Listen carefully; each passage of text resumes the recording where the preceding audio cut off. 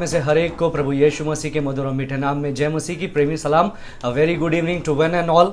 आज हम प्रकाशित वाक्य की जो पुस्तक है उसको समाप्त करने जा रहे हैं। प्रकाशित वाक्य 22वां अध्याय उसके 17वें पद से लगा करके हम लोग 21वें पद तक आज शाम को हम लोग देखने जा रहे हैं। प्रकाशित वाक्य 22 उसका 17 से लगा करके 21 तक आज शाम के समय हम लोग देखने जा रहे हैं। और इस वचन में हम लोग देखेंगे कि परमेश्वर आपसे और हमसे क्या कहता है। उन बातों को हम लोग गौर करेंगे, देखेंगे परमेश्वर आज के शाम के समय हम लोगों को क्या सिखाने वाला है, क्या सिखाना चाहता है। तो आइए हम लोग प्रार्थना करेंगे और सीधे वचन में जाएंगे। आइए हम लोग प्रार्थना करें। धन्यवाद देते हैं परमेश्वर इस शाम के समय के लिए जो तूने हमें दिया। परमेश्वर एक बार फिर से जब हम तेरे सिंहासन के सामने आते हैं तो अपने आप को दीन करते हैं, नम्र करते हैं, तेरे वचन के अधीन में रखते हैं परमेश्वर, और प्रार्थना करते हैं तेरे पवित्र आत्मा के द्वारा, तेरे वचन के द्वारा हमें से प्रत्येक को प्रकाशित कर। सारी बात में आपके नाम को महिमा देते हैं, यीशु के नाम से मांगते हैं, सुनो ग्रहण का पिता, आमीन आमीन आमीन। परमेश्वर हम में से प्रत्येक को आशीष दे। जिस प्रकार से हम लोग आज के शाम को अंतिम संदेश सुनने जा रहे हैं, अंतिम संदेश प्रकाशित वाक्य में से सुन रहे हैं, जो प्रकाशित वाक्य 22वां अध्याय उसके 17वें पद से लगा करके 21वें पद तक है। सॉरी, मेरे को बार बार ये बोर्ड थोड़ा एडजस्ट करना पड़ रहा है ताकि आप लोगों को क्लियरली दिखे। Now I hope that it is very clear to you. आप देख सकेंगे क्या क्या चीजें लिखी हुई है। लास्ट वाली लाइन थोड़ी कट रही है लेकिन कोई बात नहीं, I am going to say that, मैं उसको डिक्टेट करवा दूंगा। तो हम लोग प्रकाशित वाक्य 22वां अध्याय उसके 17 से 21 तक आज शाम के समय देखना चाहते हैं, विच is the last sermon from the book of Revelation. प्रकाशित वाक्य की पुस्तक से ये अंतिम भाग है, अंतिम बात है जो हम लोग देखने जा रहे हैं। विषय वही है, God's last and final glorious invitation part 2। मतलब परमेश्वर का अंतिम या परमेश्वर का आखिरी महिमामय निमंत्रण, उसका भाग 2 आज हम लोग देखने जा रहे हैं, जो प्रकाशित वाक्य 22 में पाया जाता है।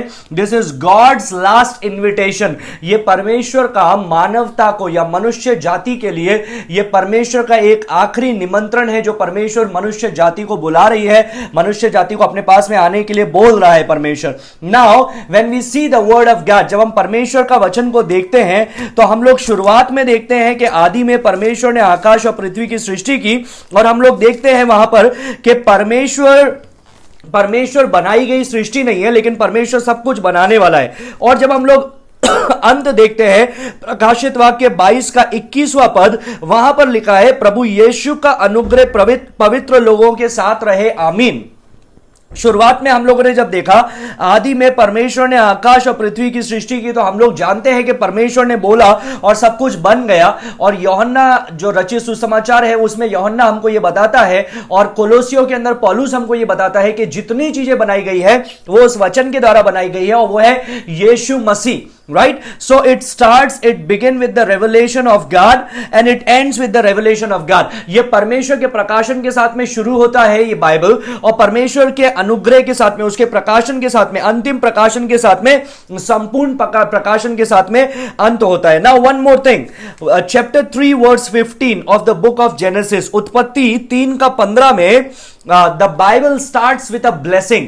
ये जो बाइबल है वो एक वायदे के साथ में या फिर एक प्रॉमिस के साथ में, एक आशीष के साथ में शुरू होती है। और वो प्रॉमिस क्या है, वो वायदा क्या है? 3 का 15 उत्पत्ति की पुस्तक में लिखा है, और मैं तेरे और इस स्त्री के बीच में और तेरे वंश और इसके वंश के बीच में बैर उत्पन्न करूंगा, वो तेरे सर को कुचल डालेगा और तू उसकी एड़ी को डसेगा। Now it start with a promise। ये बाइबल शुरू होती है एक वायदे के साथ में, और जब ये बाइबल खत्म हो रही है तो वहां पर भी एक वायदा है। और वो वायदा क्या है? 20वें पद में यीशु मसीह बताता है प्रकाशित वाक्य 22 का 20 के अंदर, मैं शीघ्र आने वाला हूं। So it start with the first coming of Jesus। यीशु मसीह के पहले आगमन को बताया जाता है उत्पत्ति 3 का 15 में कि यीशु मसीह आने वाला है। और जब से सारे भविष्यवक्ता, जब तक यीशु मसीह आया नहीं इस पृथ्वी पर, उसका पहला आगमन नहीं हुआ, कुंवारी के द्वारा जब तक उसने जन्म नहीं लिया, तब तक जितने भविष्यवक्ता है उन्होंने कुछ ना कुछ उस आने वाले मसीहा के बारे में कहा, और अपने मर्जी से नहीं कहा, लेकिन पवित्र आत्मा के द्वारा प्रेरित होकर के, परमेश्वर के द्वारा प्रेरित होकर के उन बातों को कहा। और अब जब बाइबल अंत हो रही है, प्रकाशित वाक्य 22 के अंदर जब बाइबल अंत हो रही है, तो वहां पर भी क्या है? एक वायदा है। There is a promise. It starts with a promise and it ends with a promise. और ये वायदा क्या है? ये वायदा ये है कि वो शीघ्र आने वाला है। अभी एक और बात ध्यान रखना, जब बाइबल शुरू होती है उत्पत्ति 3:15 के अंदर हम लोगों ने देखा, तीसरा अध्याय के अंदर पाप आ गया, और फिर हम लोगों ने देखा उत्पत्ति 3:15 में परमेश्वर ने उनको एक डिलीवरर, एक छुटकारा देने वाले के लिए प्रतिज्ञा की है कि एक छुटकारा देने वाला आएगा, वो तुमको छुड़ाएगा, वो तुमको पाप की गुलामी से बचाएगा, आत्मिकता के अंदर वो तुमको आजाद करेगा, स्वतंत्र करेगा। जैसे यीशु ने बोला तुम सत्य को जानोगे और सत्य तुम्हें स्वतंत्र करेगा। अभी जब ये बाइबल अंत हो रही है, तो प्रकाशित वाक्य 22:20 के अंदर फिर से यीशु मसीह का वही, परमेश्वर का वही वचन है जो बताता है यीशु मसीह आने वाला है। अभी फिर से वो आने वाला है, क्या बनकर के? एक छुटकारा देने वाला, एक जज बनकर के, एक न्यायाधीश बनकर के।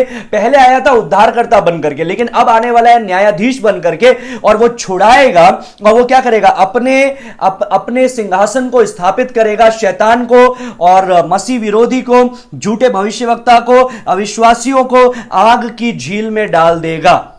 So it starts with a promise and it ends with a promise. ये परमेश्वर का वचन जो है, बाइबल है, ये पुराने नियम में शुरू होती है एक वायदे के साथ में कि मसीहा आने वाला है, और ये अंत होती है प्रकाशित वाक्य 22:20 के अंदर एक वायदे के साथ में कि मसीहा आने वाला है। एक व्यक्ति है, परमेश्वर का एक दास, W.A. क्रिसवेल, उसने कुछ बात को लिखा, मैं उसको इंग्लिश में पढ़ूंगा, फिर मैं आपको हिंदी में बताऊंगा। First the saviour is to come that he might be crushed and bruised and crucified and made an offering for sin. He is to come to die as the redeemer for the souls of men.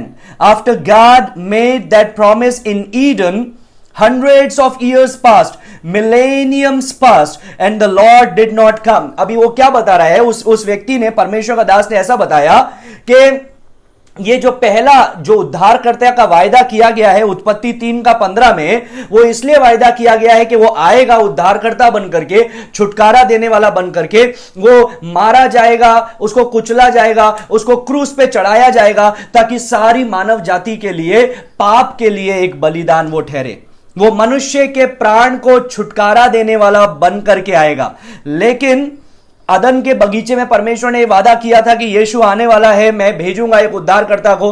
वे लोग इंतजार करते रहे, सैकड़ों साल बीत गए, कई शताब्दियां बीत गई, हजार साल बीत गए, और यीशु मसीह जो वो मसीहा है, जो वो प्रभु है, जिसके बारे में परमेश्वर ने वादा किया, जिसके बारे में परमेश्वर ने प्रतिज्ञा की, जिसके बारे में परमेश्वर ने भविष्यवाणी की, वो नहीं आया।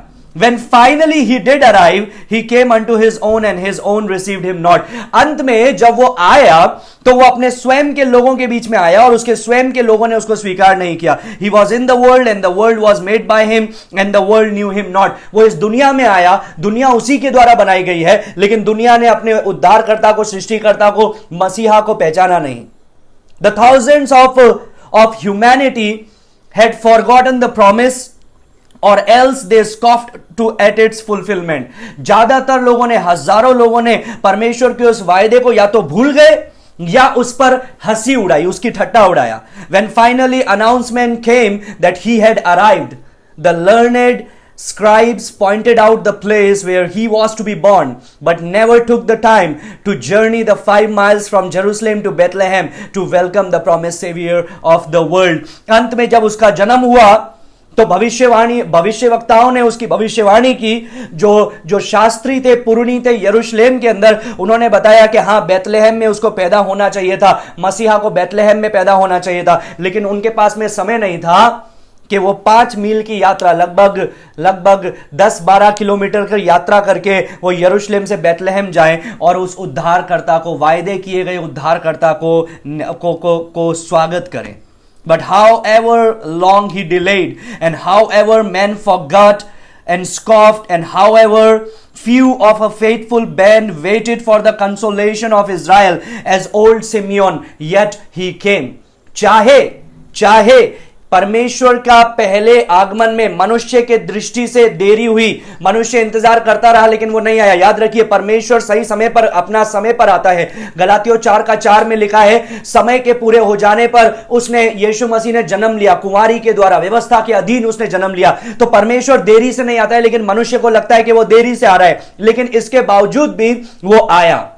लोग उसका इंतजार करते करते थक गए, लोगों ने छोड़ दिया, लोग जब वो आए उसको पहचाना नहीं, फिर भी वो आया। कुछ ही हैंडफुल ऑफ पीपल, कुछ ही मुट्ठी भर लोग थे जो सचमुच में उस मसीह का इंतजार कर रहे थे, जैसे हन्ना जो भविष्यवक्ता थी, और सिमियोन जो एक याजक था। And in keeping with the Holi faithful promise of God the Lord Jesus came. परमेश्वर का प्रतिज्ञा थी, परमेश्वर का वायदा था, परमेश्वर की भविष्यवाणी थी, इसलिए यीशु मसीह इस दुनिया के अंदर आया। It is thus in the text that God speaks in closing his Bible, surely I come quickly. अब अंत में भी, बाइबल जब अंत हो रही है तो प्रकाशित वाक्य 22:20 के अंदर परमेश्वर फिर बोल रहा है, यीशु मसीह फिर बोल रहा है कि मैं शीघ्र आता हूं। Here a second time, however infidels may scoff, however others may reject, and however the centuries may grow into millennials, this is the immutable word and promise of the Lord Jesus, and he will come for sure.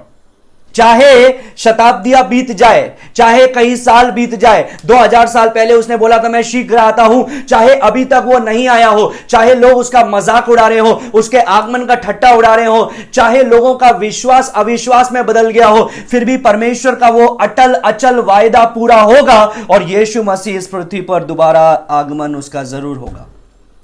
पुराने नियम में, नए नियम में यीशु मसीह के पहले आगमन के बारे में, दूसरे आगमन के बारे में कई भविष्यवाणियां की गई है। और हम लोगों ने यहां पर जब प्रकाशित वाक्य के अंदर देखा तो यीशु मसीह के दूसरे आगमन के बारे में बहुत तायत के साथ में जो जो परमेश्वर बताना चाहता है यीशु मसीह के दूसरे आगमन से संबंधित, वो सारी चीजें परमेश्वर ने यहां पर लिख करके रखी है। It's not there on the internet पर नहीं है कि बिल गेट्स क्या कर रहा है, कि ये व्यक्ति क्या कर रहा है, कि वो व्यक्ति क्या कर रहा है। No, it is right here in the word of God. Study it, इसको अध्ययन करें। और जब हम लोगों ने देखा प्रकाशित वाक्य में कि यीशु का दूसरा आगमन कैसे होने वाला है और पवित्र आत्मा के द्वारा वो जरूर ये पूरा होगा, क्योंकि पवित्र आत्मा के द्वारा ये लिखा गया है, परमेश्वर ने उसे दर्शन दिया और परमेश्वर ने ये सारी चीजों को लिखवाया। लेकिन at the end of this scroll, प्रकाशित वाक्य जो पुस्तक है, उसके अंत में परमेश्वर एक रेस्पॉन्स के लिए मांग कर रहा है। ये सारी बातों को बताने के बाद में परमेश्वर एक प्रतिक्रिया चाहता है। 6 पद से लगा करके 22 का, प्रकाशित वाक्य 22 का 6 पद से लगा करके 12 पद तक हम लोगों ने देखा विश्वासियों से परमेश्वर एक प्रतिक्रिया की मांग करता है। और क्या क्या प्रतिक्रिया की मांग करता है कि तत्काल आज्ञाकारिता हमें आना है, तत्काल आराधना में हमें आना है, तत्काल घोषणा इस पुस्तक की दुनिया में करनी है, तत्काल सेवकाई में जुट जाना है। लेकिन फिर 13वें पद से लगा करके 21वें पद तक, टू द एंड 20वें पद तक, एक्चुअली 21वां पद भी उसके बारे में कुछ बताता है, बेनेडिक्शन है, लेकिन 21वें पद तक, 13 पद से 21वें पद तक ये एक परमेश्वर एक प्रतिक्रिया चाहता है अविश्वासियों से, नॉन क्रिश्चियन से। और मैंने आपको बताया था, फिर से याद दिलाना चाहूंगा, ये दो भागों में बटा है। जो पहला भाग है वो है 17 पद, जो इनविटेशन है, जो परमेश्वर निमंत्रण दे रहा है, जो परमेश्वर उनको बुला रहा है। और हम लोगों ने ये पद को पढ़ा था जो 13 से जो 17वां पद है, और उसमें क्या लिखा है, और आत्मा और दुल्हन कहती है आ, और सुनने वाला भी कहे आ, जो प्यासा हो वो आए, और जो कोई जीवन का जल, जो कोई चाहे वो जीवन का जल सेंत मेत ले। अभी मैंने आपको यह बताया था 17वें पद के अंदर इनविटेशन है, और बाकी ऊपर और नीचे जितने पद हैं वो रीजंस है। Why do you need to accept this invitation, इस निमंत्रण को क्यों स्वीकार करना है, वो सारे कारण दिए गए हैं 13 पद से लगा करके 21वें पद तक। लेकिन उसके बीच में परमेश्वर ने निमंत्रण को दिया है 17वें पद में। और मैंने आपको जब ये निमंत्रण अध्ययन करवा रहा था, मैंने आपको बताया था कि ये निमंत्रण 2 भाग में बांटा गया है। पहला भाग कौन सा है? पहला भाग है आत्मा और दुल्हन दोनों कहती है आ। इसका मतलब क्या है? आत्मा और दुल्हन किसको कह रही है? यीशु मसीह को कह रही है आ। क्यों कह रही है यीशु मसीह को आ? क्योंकि यीशु मसीह ने उससे पहले 2 बार बता दिया कि मैं शीघ्र आता हूं, मैं शीघ्र आता हूं। और हम लोगों ने यह भी देखा था छठे पद के अंदर, सातवें पद के अंदर, 22 का 6 और 7 के अंदर कि यीशु मसीह ने बताया कि वो जल्द ही आने वाला है, और अब उसके रेस्पॉन्स में आत्मा और दुल्हन कह रहा है कि तू शीघ्र आ। लेकिन फिर इसका दूसरा भाग भी है इस पद का, इस निमंत्रण का, और दूसरा भाग क्या है? सुनने वाले भी कहे आ, जो प्यासा हो वह आए, और जो कोई चाहे वो जीवन का जल सेंत मेत ले। अभी ये क्या बताता है? ये बताता है कि जितने जो पापी लोग हैं उनके लिए निमंत्रण है कि पहले वे आए, उसके जीवन के जल में से पिए, उनके दिल में एक इच्छा हो, उनके दिल में एक अपेक्षा हो, प्यास बुझने की एक चाह हो, वो अपने प्यास को समझे और वो प्रभु के पास में आए, अपनी प्यास को बुझाए, और फिर दुल्हन और आत्मा के साथ में मिल करके पर प्रभु को पुकारे और प्रभु से कहे तू आ। यही तो मतलब है ना, सुनने वाला भी कहे आ। अभी बाकी मैंने आपको बताया था the reasons to accept it, क्यों उसको स्वीकार करना है, वो 13 पद से 21वें पद तक कारणों को बताया गया है। उसमें से 2 कारण हम लोगों ने देखे थे और बाकी कारण हम लोग आज देखने वाले हैं। तो पहला कारण मैंने आपको बताया था, the sinners must come and must accept this invitation because of Christ's person. एक व्यक्ति को, एक पापी को, एक अविश्वासी को जरूर मसीह के पास में आना है, जरूर इस निमंत्रण को स्वीकार करना है। क्यों? क्योंकि इसको देने वाले का व्यक्तित्व क्या है उसको देख करके। मैंने आपको एक उदाहरण बताया था, हमारे पास में कई प्रकार के इन्विटेशंस आते हैं। यदि आप अपने समाज के अंदर ऐसे व्यक्ति है जिसको सब जने जानते हैं, तो आपको पता है हजारों इन्विटेशंस आते हैं। किसी में जाते हैं, किसी में हम लोग बहाना मार देते हैं, राइट?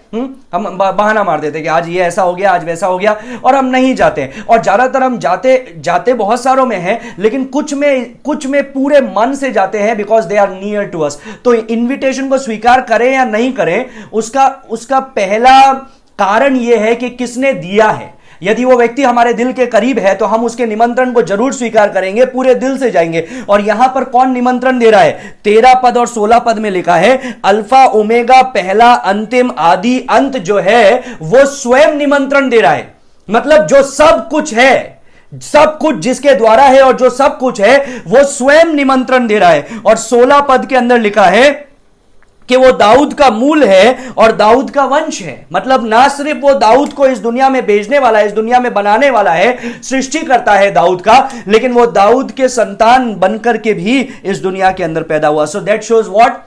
Hypostatic union. आपको याद है हाइपोस्टेटिक यूनियन? उसका मतलब क्या है? यीशु मसीह 100% मनुष्य, 100% परमेश्वर एट द सेम टाइम, एक ही समय के अंदर ये दोनों है। यीशु मसीह 100% मैन है, 100% गॉड है, इज गॉड मैन। वो परमेश्वर मनुष्य है, उसको परमेश्वर का पुत्र कहा गया है, उसको मनुष्य का पुत्र भी कहा गया है। और सिर्फ उतना नहीं है, वो भोर का चमकता हुआ तारा है। और ये सब चीजें उसने बताया। दूसरा कारण क्या है, क्यों उस निमंत्रण को हमें स्वीकार करना है? दूसरा कारण है because of heaven's exclusivity. Heaven's exclusivity का मतलब क्या है? 15वें पद में लिखा हुआ है कौन कौन उसमें प्रवेश नहीं करेगा। सॉरी, 14 और 15, 14 पद में लिखा है कौन कौन उसमें प्रवेश कर सकता है। तो स्वर्ग it is not for everyone, ये हर एक के लिए नहीं है ना। कई लोगों को लगता है सबके लिए स्वर्ग है। कई लोग, मैंने आपको बताया, कई प्रकार के इवन परमेश्वर के दास भी हैं जो ऐसा बोलते हैं यूनिवर्सलिज्म के एंड में सबका उद्धार हो जाएगा। लेकिन यह बात हमको बार बार परमेश्वर का वचन, परमेश्वर का कलाम हमको स्थापित कर रहा है कि वो सबके लिए नहीं है। It's a exclusive place. There will be people who will be excluded and there will be people who will be included. ये एक एक्सक्लूसिव जगह है, हर किसी का प्रवेश यहां पर नहीं है। हर किसी को प्रवेश के लिए निमंत्रण दिया जा रहा है, लेकिन हर किसी का प्रवेश अंदर नहीं आ सकता है। बहुत लोग हैं जो बाहर होंगे और बहुत लोग हैं जो अंदर होंगे। अब अंदर कौन होने वाला है? 14 पद में लिखा है जो अपने वस्त्र को धो लेते हैं मेमने के लहू से। मैंने आपको बताया था वस्त्र को धोने का मतलब क्या है? यीशु को स्वीकार करना, यीशु के लहू के द्वारा अपने वस्त्र को धोना, और फिर उन्हें जीवन के वृक्ष के पास आने का अधिकार मिलेगा और फाटकों से होकर नगर में प्रवेश वे करेंगे। तो इसका मतलब क्या है? इसका मतलब है नए यरूशलेम में उनका प्रवेश होगा। कौन से लोग हैं? जो अपने वस्त्र को मेमने के लहू से धो लेते हैं, जो अपने वस्त्र को मेमने के लहू से धो लेते हैं। नाउ आपका अगर इंग्लिश बाइबल है तो जो 12वां पद है और 13वां पद है वो रेड लेटर्स में होगा। रेड लेटर्स मतलब यीशु का कहा गया। 14 और 15 है वो रेड लेटर्स में नहीं होगा।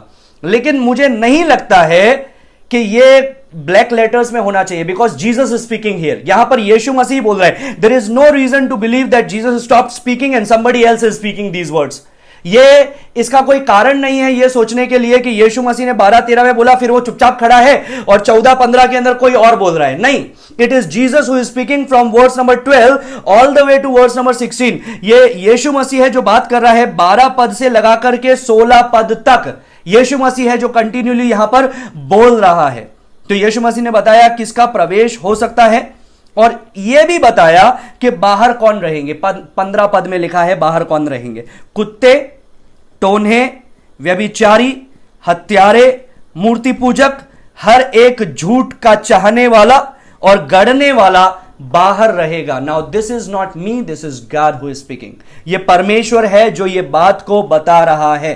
Now when you go back to chapter 21 verse 27, जब आप 21वां अध्याय का 27वां पद पढ़ते हैं, वहां पर भी इसका वर्णन किया गया है कि कौन लोग होंगे जो नए यरूशलेम में प्रवेश नहीं करेंगे, वो नए आकाश नई पृथ्वी में प्रवेश नहीं करेंगे। कौन लोग होंगे? वहां पर लिखा है 21 का 27 में प्रकाशित वाक्य में, परंतु उसमें कोई अपवित्र वस्तु या घृणित काम करने वाला या झूठ का गढ़ने वाला किसी रीति से प्रवेश ना करेगा, पर वे लोग जिनके नाम मेमने के जीवन के पुस्तक में लिखे हैं। मेमने के जीवन के पुस्तक में लिखे का मतलब है, वही मतलब है जो 22 का 14 में लिखा है, जिनके वस्त्र मेमने के लहू से धुले हैं, जिन्होंने उस जीवन को स्वीकार किया है, जिन्होंने 17वें पद के अंदर जो प्यासे थे उन्होंने अपने जरूरत को पहचाना, उन्होंने इच्छा की कि मैं हमारी जरूरत मिटनी चाहिए और वो उस पानी के पास में, जीवन के जल के पास में आए और उन्होंने नए जन्म को प्राप्त किया। 20 का 15 के अंदर भी इनका वर्णन किया गया है। 20 का 15 में ये बाहर होने का मतलब क्या है? ये नए आकाश नई स्वर्ग में या नए यरूशलेम में प्रवेश नहीं करने का मतलब क्या है? ये कहां पर होंगे? अगर ये यहां पर नहीं है, नए यरूशलेम में नहीं है, स्वर्ग में नहीं है, तो इनका जगह कहां पर होगा? 20 का 15 में उनका स्थान लिखा है, पर जिस किसी का नाम जीवन की पुस्तक में लिखा हुआ ना मिला वो आग की झील में डाला गया। वो आग की झील में डाला गया। ऐसा नहीं लिखा है हो सकता है कि वो आग की झील में डाला जाएगा, नहीं, लिखा है पास्ट टेंस लिखा है, डाला गया मतलब इट हैज बीन डन। और मैंने आपको बताया था, ये कई लोग इसको पढ़ेंगे पर लोग बोलेंगे अरे ये तो हो गया ना। नहीं, ये ग्रीक लैंग्वेज में इसको लिखा गया था और ग्रीक लैंग्वेज में एक इस प्रकार का उनका लिखने का स्टाइल होता है कि कोई चीज जो एकदम श्योर है कि वो होगा ही होगा, तो वो उसको इस प्रकार से लिखते हैं मानो वो हो चुका है। क्यों? Because it is 100% sure. तो यहां पर लिखा गया है कि वो लोग वहां पर प्रवेश नहीं करेंगे, लेकिन आग की झील में डाल दिए जाएंगे। अभी जब हम लोग 22 का 15 जब हम लोग पढ़ते हैं और देखते हैं कि कौन कौन बाहर रहने वाला है, यहां पर एक बात याद रखिएगा, it gives you a descriptive list of sin, है ना। It is not an exhaustive list, ये डिस्क्रिप्टिव है। डिस्क्रिप्टिव मतलब ये उस पाप को बता रही है, लेकिन ये एग्जॉस्टिव नहीं है। एग्जॉस्ट मतलब ये सारे पाप को नहीं बता रहे हैं कि हम लोग बोले अरे अच्छा मैं कुत्ता नहीं हूं, मैं टोने नहीं करता हूं, मैं व्यभिचार नहीं करता हूं, मैं हत्यारा नहीं हूं, मैं मूर्ति पूजक नहीं हूं, मैं झूठ का चाहने वाला नहीं हूं, गढ़ने वाला नहीं हूं, तो इसका मतलब मैं उसमें प्रवेश करूंगा। ऐसा नहीं लिखा है, ऐसा नहीं लिखा है। It is not exhaustive, it is descriptive. वो डिस्क्रिप्शन बता रहा है कि क्या है पाप। इट इज रिप्रेजेंटेड, वो उसका प्रतिनिधित्व करके हुआ बता रहा है। Now there are many things that we can read in chapter 21 verse 8 also. 21 का 8 में भी देख सकते हैं किस किस का स्वर्ग में प्रवेश नहीं होगा, लेकिन वो भी डिस्क्रिप्टिव है, एग्जॉस्टिव नहीं है। मतलब ये सारा वर्णन नहीं किया गया है कि सारे लोगों के सारे पाप बताए गए, नहीं, ये डिस्क्रिप्टिव है कि क्या क्या पाप हो सकते हैं। 21 का 8 में लिखा है, परंतु डरपोकों और अविश्वासियों और घिनौनों और हत्यारों और व्यभिचारियों और टोनों और मूर्ति पूजकों और सब झूठों का भाग उस झील में, आग की झील में मिलेगा जो आग और गंधक से जलती है। यह दूसरी मृत्यु है, यह दूसरी मृत्यु है।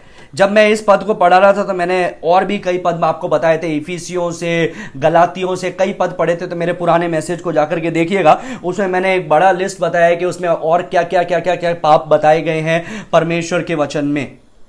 नाउ 22 का 15 में जब हम लोग देखते हैं, ज्यादातर पाप के बारे में मैंने आपको पहले बता दिया, टोनहों के बारे में पहले बता दिया, व्यभिचार के बारे में बता दिया, हत्या के बारे में बता दिया, मूर्ति पूजा के बारे में बता दिया, झूठ का चाहने वाला, गढ़ने वाला, ये सारे पापों के बारे में मैंने पहले आपको बता रखा है। अभी एक यहां पर पाप है, you may have some confusion related to this.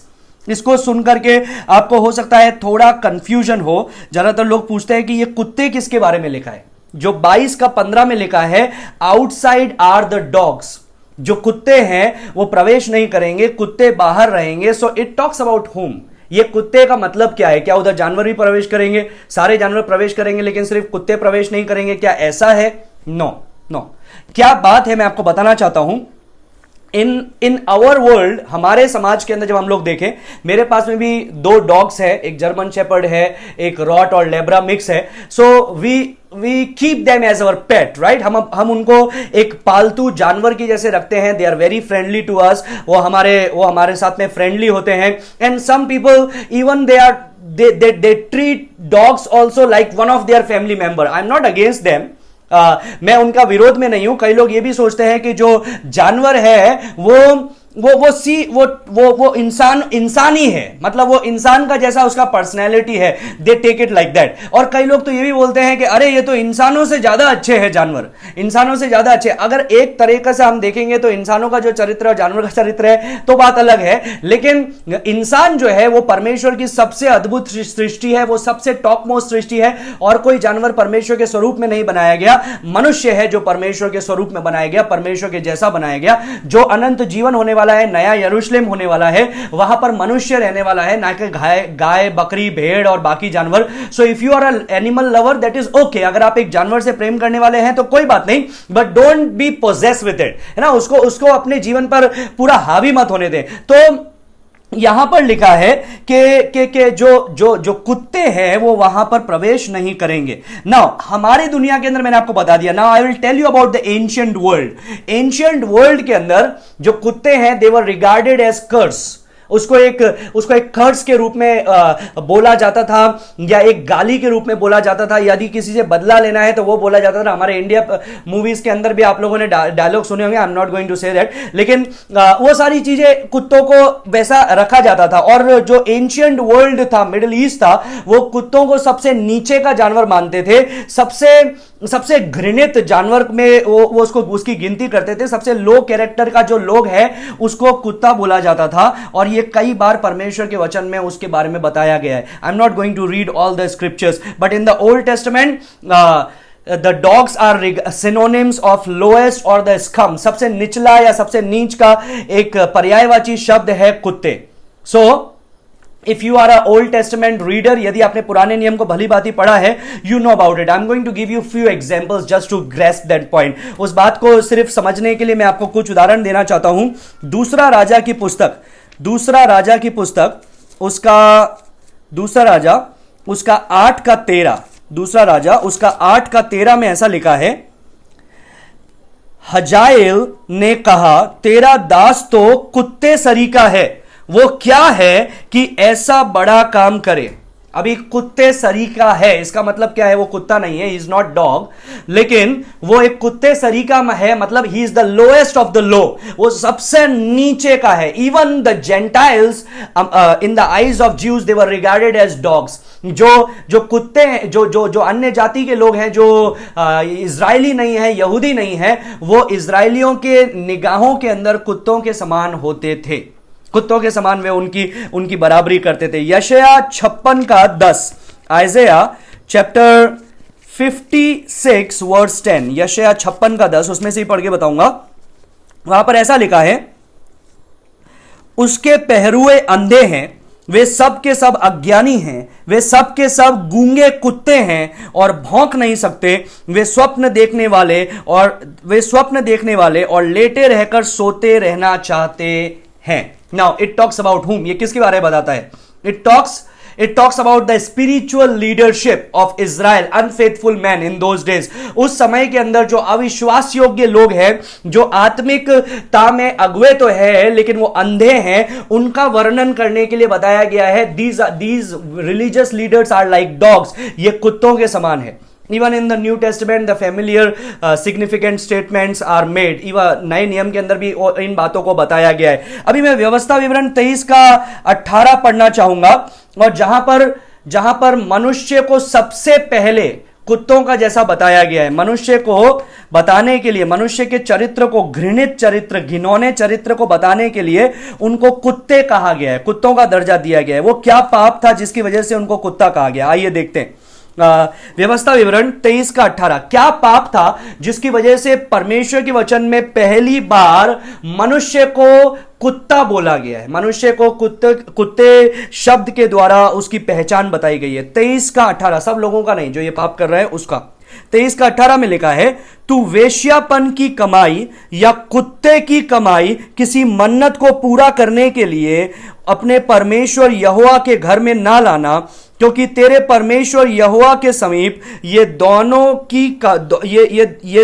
की दोनों कमाई घृणित है. घृणित है. अब ये क्या बताता है? when you read the context, when you read about it, you'll understand this talks about the prostitutes, female prostitutes and the male prostitutes. ये बातचीत कर रहा है जो स्त्रियां वेश्या हैं और जो पुरुषगामी वेश्या हैं, जो पुरुष हैं, जो पुरुष के साथ में अभद्र व्यवहार करते हैं, गलत काम करते हैं, होमोसेक्सुअल्स हैं, गेज हैं. ये उसके बारे में बता रहा है, समलैंगिकता के बारे में ये बता रहा है. Now verse number 14, coming back to the book of Revelation chapter 22. प्रकाशित वाक्य 22 के अंदर फिर से जब हम लोग आते हैं, 14 और 15 के अंदर परमेश्वर ने बताया कि किसका प्रवेश नहीं होगा, और परमेश्वर ने यह भी बताया कि किसका प्रवेश उसमें होने वाला है. नाउ ये चीज मैंने आपको परसों जब मैंने एंड किया था तब मैंने आपको बताया था कि परमेश्वर के वचन में लिखा है ऐसा कोई पाप नहीं है जिसको परमेश्वर क्षमा नहीं करेगा. यदि प्रभु के पास में आए तो परमेश्वर क्षमा जरूर करेगा. परमेश्वर क्षमा हमको जरूर करेगा. सो यहां पर फिर जो इनविटेशन हमको क्यों स्वीकार करना है? Because of the heavens exclusivity. स्वर्ग के विभिन्नता के कारण, उसके विशिष्टता के कारण कि सब लोग उसमें प्रवेश नहीं कर सकते हैं. कुछ लोग हैं जो उसमें प्रवेश करेंगे और कुछ लोग हैं जो उसमें प्रवेश नहीं करेंगे. नाउ कमिंग थर्डली, तीसरा कारण क्या है क्यों हमको इस निमंत्रण को स्वीकार करना है यदि अभी तक नहीं किया है तो? तीसरा कारण है because of the truthfulness of scriptures. Because of the truthfulness of scriptures मतलब पवित्र शास्त्र की सत्यता के कारण. पवित्र शास्त्र की सत्यता के कारण. पहला कारण क्या था क्यों हमको इसको निमंत्रण को स्वीकार करना है?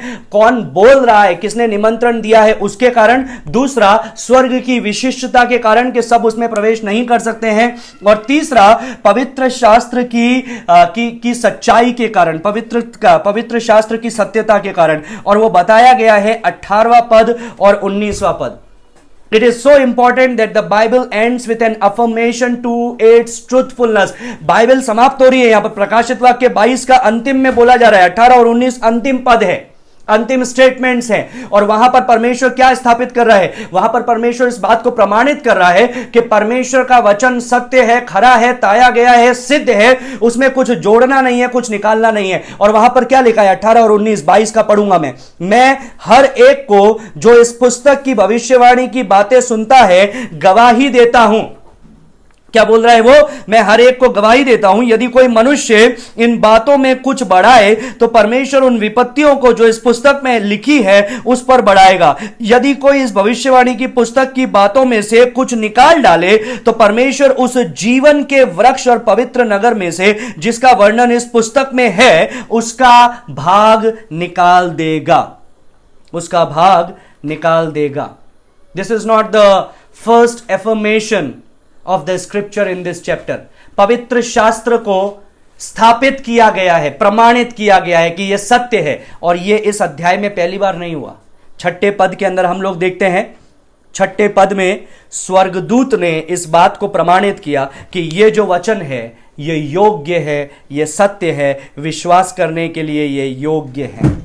10वें पद के अंदर जब हम लोग देखते हैं 22 का 10 के अंदर, तो वहां पर लिखा है, फिर उसने मुझसे कहा, इस पुस्तक की भविष्यवाणी की बातों को बंद मत कर क्योंकि समय निकट है. तो परमेश्वर बता रहा है कि ये भविष्यवाणी की बातें हैं। परमेश्वर बता रहा है these words are true, they must be proclaimed. ये सच्चे वचन है, ये स्थापित वचन है, इसमें कोई गलती नहीं है। इसको घोषणा करना जरूरी है, इसको ऑल्टर नहीं करना है, इसमें सुधार नहीं करना है, सुधार इसमें नहीं करना है। You should not add anything और you should not take away anything. They are true as it is and you have to proclaim it. Somebody said like that, the scripture said it, I believe it, that settles it. पवित्र शास्त्र ने बोला, मैंने विश्वास किया और यह बात स्थापित हो गई। आई विल से जो लोग ये बोलते हैं पवित्र शास्त्र ने बोला, the scripture said it, I believe it and that settles it. जो लोग ये बोलते हैं पवित्र शास्त्र ने बोला, मैंने विश्वास किया और यह स्थापित हो गया, आई don't think that is the right statement. मैं नहीं सोचता हूं कि वो सही वाक्य है। The statement should be, the scripture said it, whether I believe it, whether I don't believe it, it settles it. पवित्र शास्त्र ने लिखा गया है, चाहे मैं उस पर विश्वास करूं, चाहे मैं विश्वास नहीं करूं, चाहे मैं बोलूं सच्चा है, चाहे मैं बोलूं झूठा है, लेकिन वचन वचन है, वचन स्थापित है। उसको स्थापित करने की जरूरत नहीं है मेरे विश्वास के द्वारा, कि मैं विश्वास नहीं करूंगा तो वचन सच्चा नहीं है। नहीं, यह जरूरत नहीं है।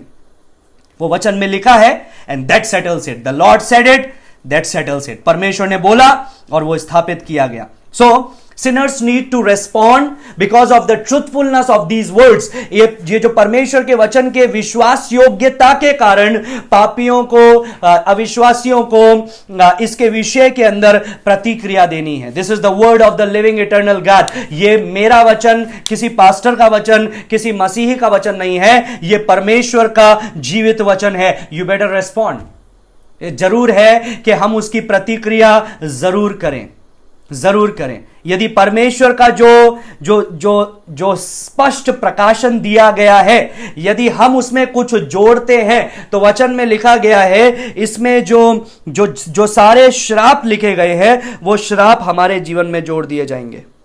और लिखा है कि यदि इसमें से कुछ निकालते हैं तो वो जीवन के वृक्ष के जो फल है उसमें से हमको खाने का मौका नहीं दिया जाएगा।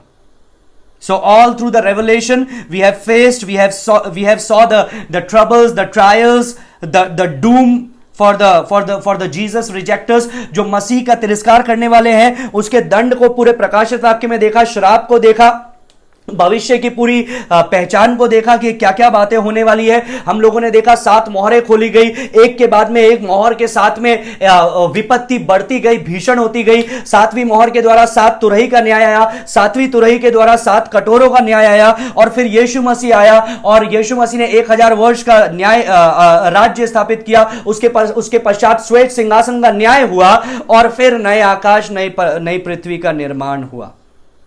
So we have seen that picture. We have seen that picture.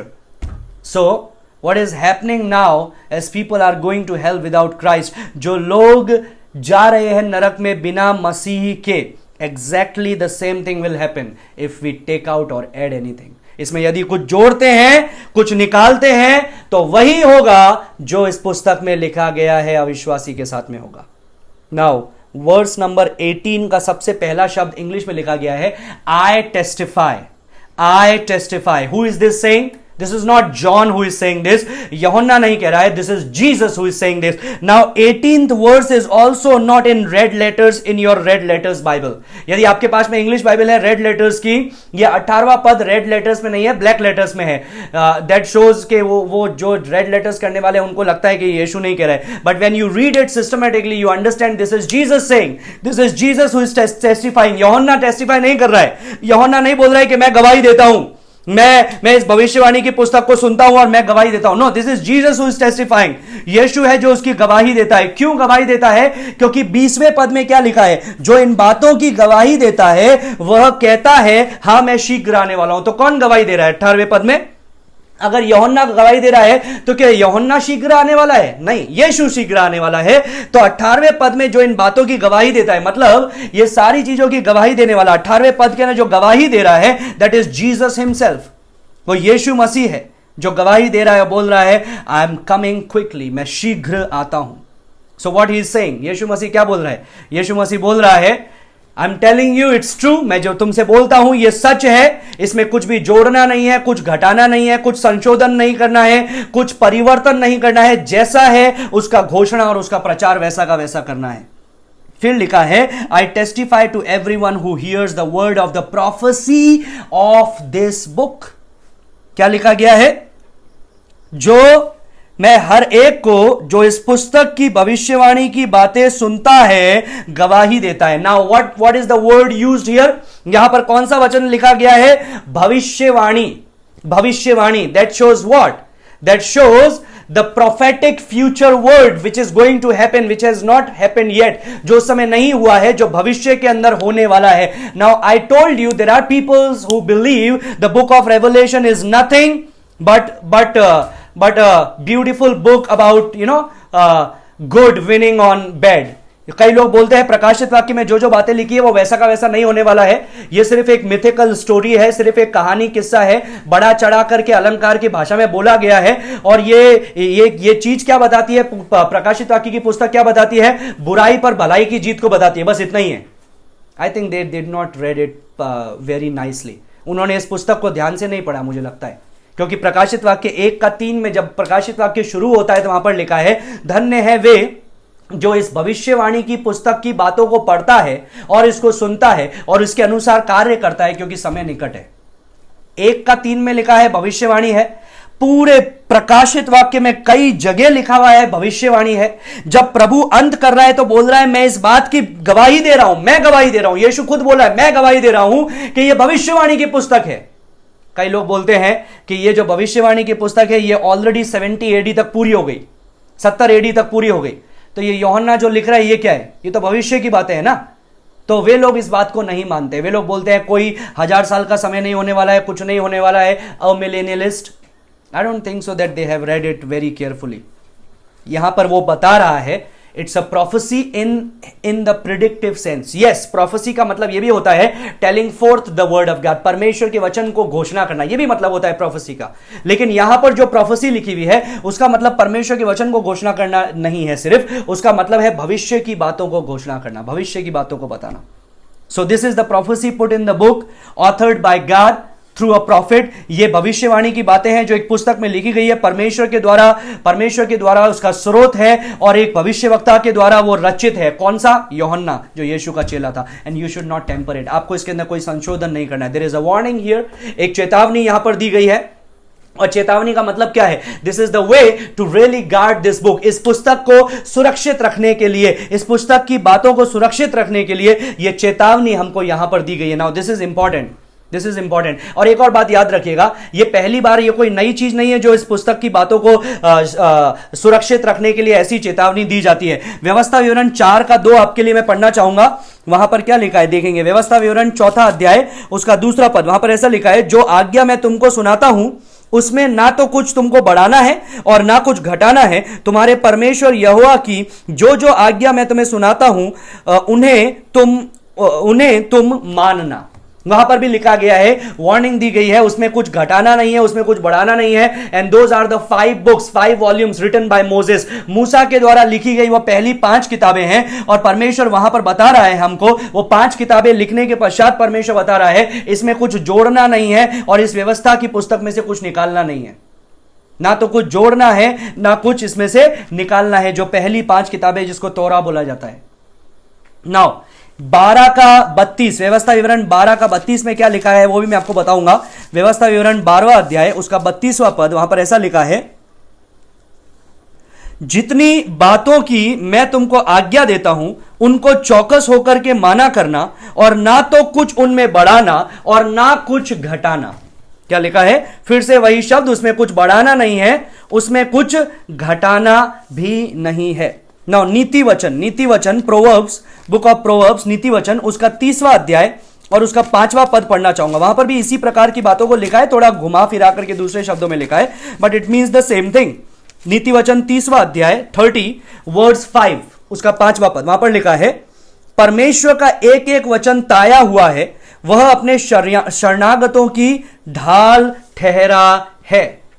English में लिखा है कि ये, और फिर 6ठे पद में लिखा है, उसके वचन में कुछ मत बढ़ा ऐसा ना हो कि वो तुझे डांटे और तू झूठा ठहरे। So again the same thing, Pentateuch, Torah, जो पहली 5 किताबें थी, the book of the law, उसके अंत में परमेश्वर बोल रहा है कुछ घटाना नहीं है, कुछ बढ़ाना नहीं है। ये नीति वचन जो विजडम लिटरेचर है, जो बुद्धिमानी का लेख है, इसमें परमेश्वर बता रहा है कि कुछ बढ़ाना नहीं है, कुछ घटाना नहीं है। सो मैंने आपको बताया पहली 5 किताबें कौन सी थी, जो व्यवस्था की किताबें हैं, उसकी बात की किताबें, जो विजडम लिटरेचर है, उसमें परमेश्वर बता रहा है कुछ बढ़ाना नहीं है, कुछ घटाना नहीं है। यिर्मयाह नबी की पुस्तक पढ़ेंगे, यिर्मयाह उसका 26 यिर्मयाह नबी की पुस्तक उसका 26वां अध्याय, इसका दूसरा पद में ऐसा लिखा है, यहोवा यों कहता है, यहोवा के भवन के आंगन में खड़ा होकर यहूदा के सब नगरों के लोगों के सामने जो यहोवा के भवन में दंडवत करने को आए,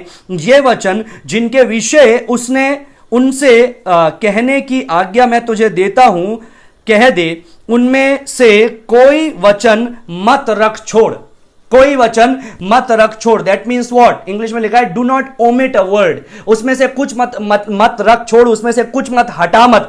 एज इट इज, जैसा कहा गया है वैसा का वैसा तू उसमें बोल दे, जैसा परमेश्वर ने बोला है वैसा का वैसा तू उनको बोल दे। So here are different scriptures saying the same things. यहां पर अलग अलग वचन है जो एक ही शब्द को बोल रहे हैं, and there is a warning not to alter this book.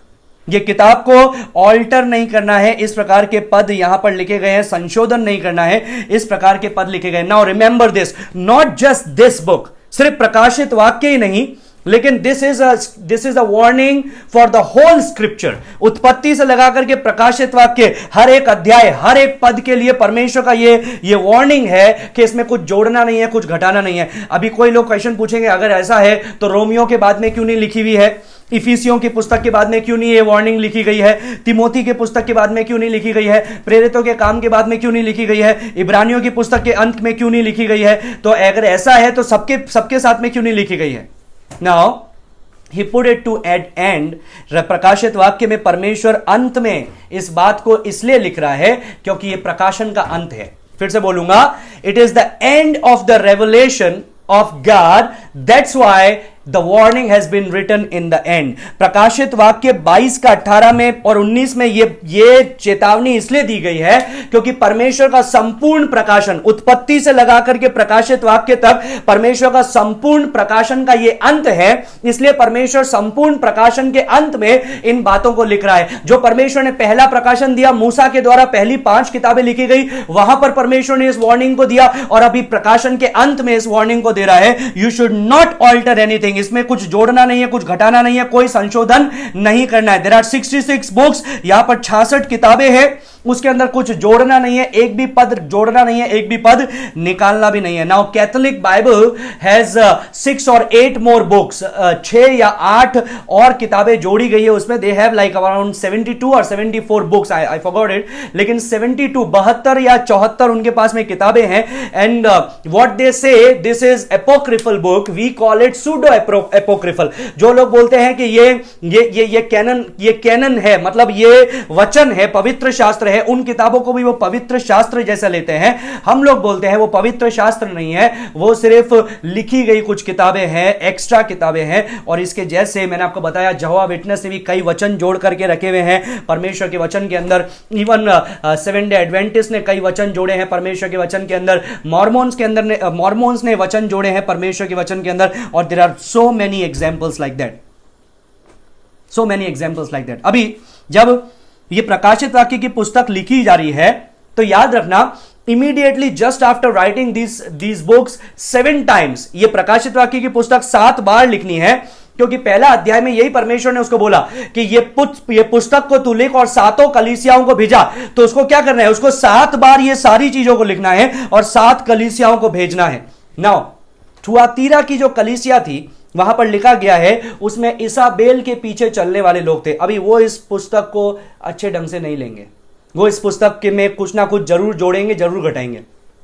जो झूठी बात को मानने वाले थे, या निकोलियों जो लिखा हुआ है, निकोलाइटिनिज्म, निकोलियों की शिक्षाओं को मानने वाले हैं, वो इस पुस्तक में कुछ ना कुछ जोड़ेंगे, कुछ ना कुछ घटाएंगे। थुआतीरा के अंदर लिखा गया है कि कई लोग शैतान की गहरी बातों के अंदर है, वे लोग चाहेंगे कि इस पुस्तक में कुछ जोड़ दें, कुछ निकाल दें।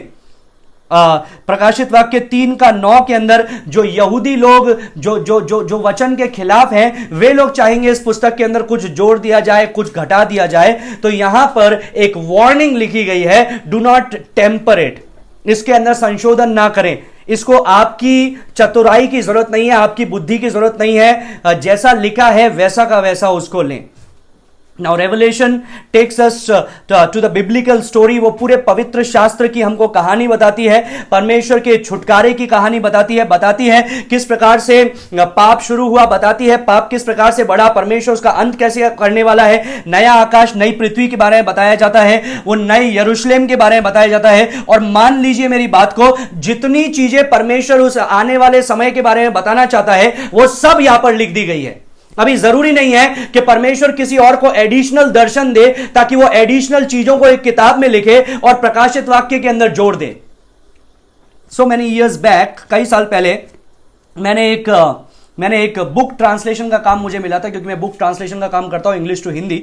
तो एक किताब मेरे को मिली थी और वो दी गई थी एक परमेश्वर के दास के द्वारा ही, लेकिन उन्होंने ढंग से उसको पढ़ा नहीं। और उस किताब के अंदर 7 या 10 जवान बच्चों की कहानी लिखी हुई थी, जवान बच्चों की गवाही लिखी हुई थी। और उसके अंदर वो चीजें लिखी हुई थी, वो बता रहे थे कि हम प्रार्थना कर रहे थे अपने कमरों के अंदर और अचानक से एक दिव्य रोशनी चमकी और यीशु का बयान जिस प्रकार से प्रकाशित वाक्य 1 में यूहन्ना ने देखा, उसी शब्दों से यीशु का बयान किया गया था। और बोला यीशु हमारे साथ में आया और हमको बोला कि मैं तुझे नरक का सैर करवाऊंगा और तुम्हें स्वर्ग का सैर करवाऊंगा। उन्होंने बोला नहीं नहीं, हमें नरक का सैर नहीं करना है। फिर भी यीशु ने बोला तुम्हें सैर करना ही पड़ेगा, तुम्हें जाना ही पड़ेगा, तभी लोगों को विश्वास होगा कि नरक एक वास्तविक जगह है। और फिर यीशु मसीह उनको नरक के एक एक स्टेज में लेकर के जाने लगा और वहां पर वो अलग अलग चीजों को देखने लगे जो उन्होंने अपनी पुस्तक में लिखा। और बार बार वो यीशु से बोल रहे थे नहीं नहीं, हमको मत दिखा, हमको मत ले जा, यहां पर बहुत गर्मी है, यहां पर जल रहे हैं हम। लेकिन यीशु ने बोला नहीं, तुमको जरूरी है इसमें से जाना, तभी लोग विश्वास करेंगे कि नरक सचमुच एक वास्तविक जगह है। Now I will tell you those things are disgusting। मूर्खता है वो। जब मैंने उस किताब को पढ़ा, आधी पढ़ के ही मेरा दिमाग खराब होने लगा। मैंने उनको वापस दिया, बहुत आदर से वापस दिया और मैंने बोला पास्टर आप ये नहीं सोच रहे होंगे ना कि ये जो लिखा है वो सब सच है? वो बोला हाँ हाँ हाँ, जो लिखा है सब सच है, सचमुच में कितना अद्भुत परमेश्वर काम करता है। मैंने बोला नहीं, अगर आपको अंत की बातों के बारे में जानना है, अगर आपको यीशु मसीह के बारे में जानना है, अगर आपको वो अंतिम स्थानों के बारे में जानना है, तो आपको प्रकाशित वाक्य पढ़ना चाहिए, ना कि ये सारी किताबें। So let me remind you friends, ऐसी बहुत सारी चीज़ें आपके सामने आएगी, ऐसे बहुत सारे नोट्स आपके सामने आएंगे, ऐसे बहुत सारे व्हाट्सएप मैसेजेस आएंगे, ऐसे बहुत सारे व्हाट्सएप इमेजेस आएंगे, फेसबुक इमेजेस आएंगे जिसमें यह लिखा होगा कि यहां पर यीशु मसीह को देखा गया, यहां पर उसकी तस्वीर देखी गई, यहां पर तुरही की आवाज आई, यहां पर ऐसा हुआ, वहां पर वैसा हुआ। And there are people who just believe it blindly. Wow, why? Because they are over enthusiastic about the coming of the Lord, but they are ignorant about the coming of the Lord। परमेश्वर के आगमन के बारे में उनके दिल में बहुत इच्छा तो है, वो इच्छुक तो है, इसलिए वो हर एक चीज को यीशु के आगमन के साथ में जोड़ना चाहते हैं, लेकिन वास्तविकता से वो परमेश्वर के आगमन के बारे में जानकारियों से अनजान है। उन्हें पता नहीं है कि क्या बातें परमेश्वर का वचन बोलता है, क्या बातें परमेश्वर का वचन बोलता है। So do not fall prey my dear brothers and sisters, उनके चंगुल में ना फंसे। यहां पर लिखा गया है और कुछ जोड़ना नहीं है और कुछ घटाना नहीं है। दिस इज रेवलेशन कंप्लीट, ये स्थापित कर दिया गया है। अब एडिशनली परमेश्वर को जरूरत नहीं है किसी को कोरोना पॉजिटिव करके और स्वर्ग में लेकर के जाने के लिए ताकि लोगों को विश्वास हो कि स्वर्ग वास्तविक है। No, everything is written here, यहां पर लिखा गया है and we have to take it by faith. और विश्वास से हमको उसको लेना है। These words are revelatory in sense, ये प्रकाशन है परमेश्वर का जो परमेश्वर ने यहां पर दिया। और वहां पर 18वें पद में लिखा है कि ना तो कुछ जोड़ना है, और अगर तू कुछ जोड़ेगा तो इसमें जो विपत्तियां दी गई है वो परमेश्वर तुझ पर बढ़ाएगा। Do not add anything, कुछ जोड़ना नहीं है। So whether आप लिबरल्स हो, हायर क्रिटिक्स हो, फॉल्स प्रॉफिट्स हो, फ्रॉड्स हो, फेक्स हो, जो कुछ भी हो, लेकिन इस वचन में नहीं जोड़ना है। Do not add anything. 19वां पद में लिखा है यदि कोई इस भविष्यवाणी की पुस्तक की बातों में से कुछ निकाल डाले तो परमेश्वर उस जीवन के वृक्ष और पवित्र नगर में से जिसका वर्णन इस पुस्तक में है उसका भाग निकाल डालेगा। Now it is equally dangerous to diminish the scripture. पवित्र शास्त्र को कम मूल्यांकन करना, उसमें से संशोधन करना, जोड़ना, घटाना, अपने फायदे के कारण मोड़ना, तोड़ना, ये ऐसा करने वाले लोग परमेश्वर को जानते नहीं हैं। Now there is liberal theology which is going on right now. We are learning about that. Bible school के अंदर हम लोगों ने लिबरल थियोलॉजी के बारे में पढ़ा था। It is not true, it is false, it is fake, it is a heresy, लेकिन लोग उस पर विश्वास करते हैं। लिबरल थियोलॉजियन, एक बहुत फेमस लिबरल थियोलॉजियन है, और उस लिबरल थियोलॉजियन ने परमेश्वर के पूरे वचन को पूरा कितनी बार पढ़ करके उसने एंड में कंक्लूड किया that there are only 23 verses in the whole Bible which is actually inspired by God. Foolishness. उसने बोला सिर्फ 23 पद ऐसे हैं बाइबल में जो परमेश्वर के द्वारा है या परमेश्वर के द्वारा प्रेरित है, बाकी सब तो मनुष्य ने लिखे हैं। I have even met Christians, good believers who have told me कि भैया आप ये तो विश्वास नहीं करेंगे ना कि पतरस ने जो लिखा है, लूका रचित सुसमाचार, मत्ती रचित सुसमाचार, मरकुस ने जो लिखा है, वो क्या परमेश्वर का वचन है क्या? हाँ, उसमें से कुछ कुछ परमेश्वर का वचन है, लेकिन बाकी तो उनके खुल के आइडियाज है। जो आज इवन फेमिनिस्टिक थियोलॉजी, जो फेमिनिज्म आज चल रहा है, फेमिनिस्टिक थियोलॉजी चल रही है, जो बोल रहे हैं God is a lady, God परमेश्वर एक स्त्री है, जो इस प्रकार से बताते हैं, जो बाइबल को चेंज कर रहे हैं क्योंकि वो स्त्री परमेश्वर को बोलना चाहते हैं। और इसलिए क्यों चाहते हैं वो, उनका यह कारण नहीं है कि परमेश्वर के बारे में जानना, लेकिन उनका यह कारण है कि खुद को ऊंचा उठाना, and that's why they do that. उन्होंने यहां तक भी बोला है कि जो नए नियम को लिखने वाले जितने थे वो सब लेडीज को डोमिनेट करने वाले लोग थे, इसीलिए वहां पर स्त्रियों का नाम नहीं लिखा गया है, बाइबल के अंदर स्त्रियों का नाम नहीं लिखा गया है। उन्होंने जानबूझ करके ऐसा किया है। That means what? You know what you are saying? That means you are saying that this is not God's word. ये परमेश्वर का वचन नहीं है, ये मनुष्य ने अपनी चतुराई से जोड़ दिया, घटा दिया। No, we don't take like that the word of God. हम परमेश्वर के वचन को ऐसा नहीं लेते हैं कि 99% ट्रू है, 1% फॉल्स है। Remember, 99% true and 1% false is 100% false. 99% सही और 1% अगर झूठ है तो वो 100% झूठ है। शैतान यही करता है। शैतान 99% सही बातों को लेकर के आता है, 1% अपना झूठ मिला करके आता है, और फिर वो 100% झूठ हो जाता है। याद रखिए, उसने यही आदम हवा के साथ में किया, and the same thing he will do with you and me. German higher criticism, जो जर्मन हायर क्रिटिसिज्म है, दे से लाइक दैट, दे से कि जो बाइबल है उसको उन्होंने री इंटरप्रेट किया। क्यों? To डीमाइथोलॉजाइज it. डीमाइथोलॉजाइज का मतलब क्या है कि इसमें बहुत सारी मिथ्स हैं, मतलब इसके अंदर बहुत सारे कहानी किस्से हैं। उसको सुधारने के लिए वो बाइबल को पुनः अनुवादित कर रहे हैं, री इंटरप्रेट बाइबल को करा जा रहा है। Foolishness. Liberalism, you call it old liberalism, पुराना लिबरलिज्म बोलो, न्यू लिबरलिज्म बोलो, नियो ऑर्थोडॉक्सी बोलो, और हायर क्रिटिसिज्म बोलो, या जेडीईपी थ्योरी बोलो। जेडीईपी थ्योरी क्या है? We believe that the first 5 books are written by Moses, right? पहली 5 किताबें मूसा के द्वारा लिखी गई है, which is the Pentateuch, Genesis, Exodus, Leviticus, Numbers and Deuteronomy, जो हम लोग पहली 5 किताबें देखते हैं। लेकिन जेडीईपी थ्योरी बोलती है नहीं, ये जेईडीपी, ये 4 अलग अलग राइटर्स के द्वारा ये 5 किताबें लिखी गई है। They discredit the word of God. वो परमेश्वर के वचन को डिस्क्रेडिट करते हैं, and they call themselves Christians. They have all kinds of philosophy which is going on right now in Bible schools, in seminaries. कई प्रकार की कहानियां, किस्से हैं जो बाइबल स्कूल में चले जा रहे हैं, जो सेमिनरी में चले जा रहे हैं।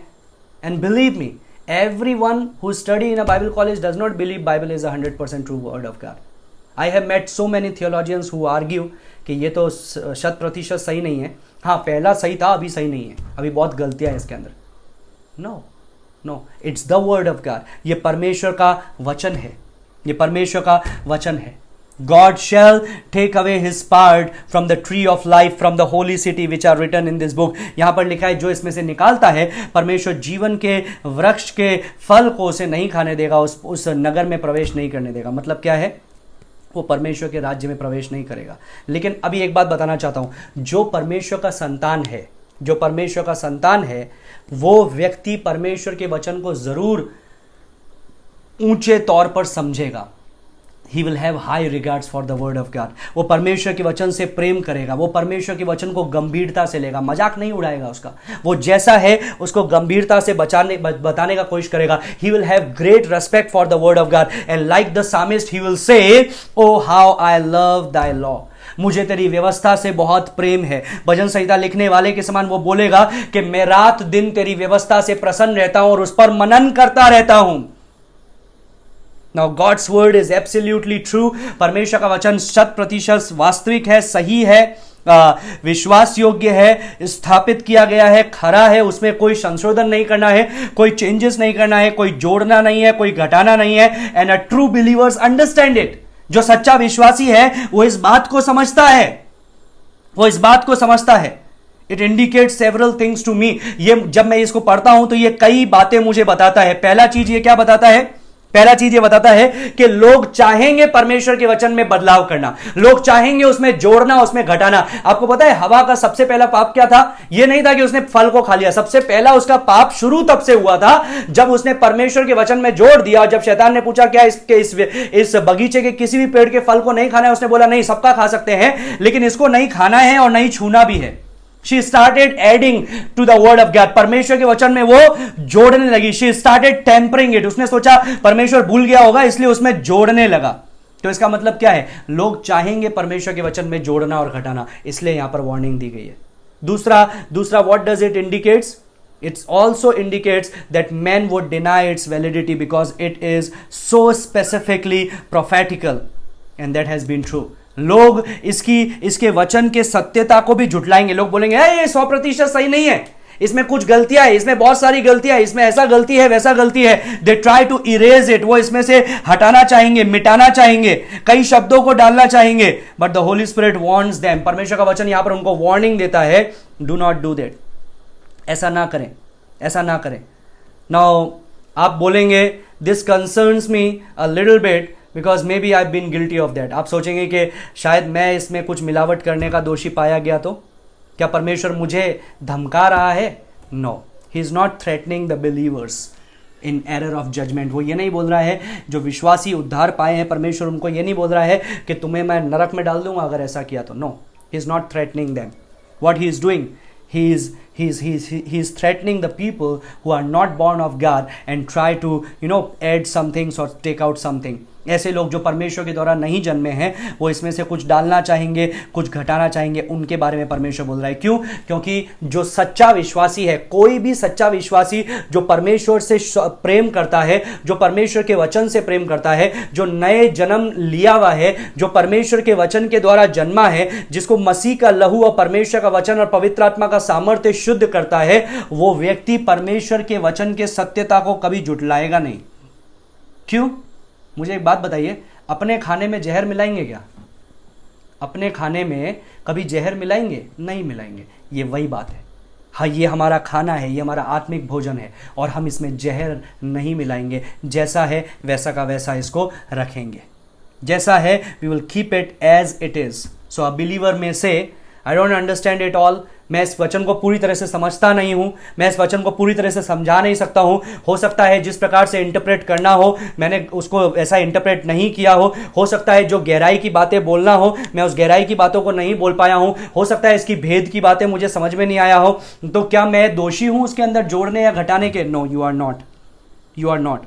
ऐसा हो सकता है कि कुछ पदों को आप अच्छे रीति से नहीं समझते हो, बहुत सारे पदों को आप अच्छे रीति से नहीं समझते हो, स्टिल देन ऑल्सो परमेश्वर आप पर अनुग्रह करे, वो आपको समझाए, लेकिन वचन में कुछ नहीं जोड़ना है। हम ये बोल सकते हैं यहां पर ऐसा लिखा है, मुझे नहीं पता इसका मतलब क्या है, but don't try to add anything. उसमें कुछ जोड़ने का कोशिश ना करें।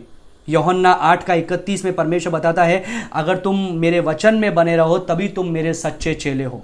तो वचन में बने रहना, इस वचन को पढ़ना, ये हमारी एक प्राथमिकता है। यूहन्ना 14:23 में लिखा हुआ है जो मुझसे प्रेम करता है वो मेरे वचन में बना रहता है। तो जैसा एक नया जन्मा हुआ शिशु है वैसा हम शुद्ध दूध की, शुद्ध जो दूध है उसकी हम लालसा करें। उसके अंदर कुछ मिलावट ना करें, उसके अंदर कुछ जोड़े नहीं, कुछ घटाए नहीं। और ट्रू क्रिश्चियन जो सच्चा मसीह है, he will honour the word of God, he will love the word of God, he will keep the word of God pure and holy and he will try to learn from the word of God. वो परमेश्वर के वचन से सीखने के लिए कोशिश करेगा, वो विलफुली जानबूझ करके उसमें कभी भी कुछ मिलावट नहीं करेगा, मिलावट नहीं करेगा।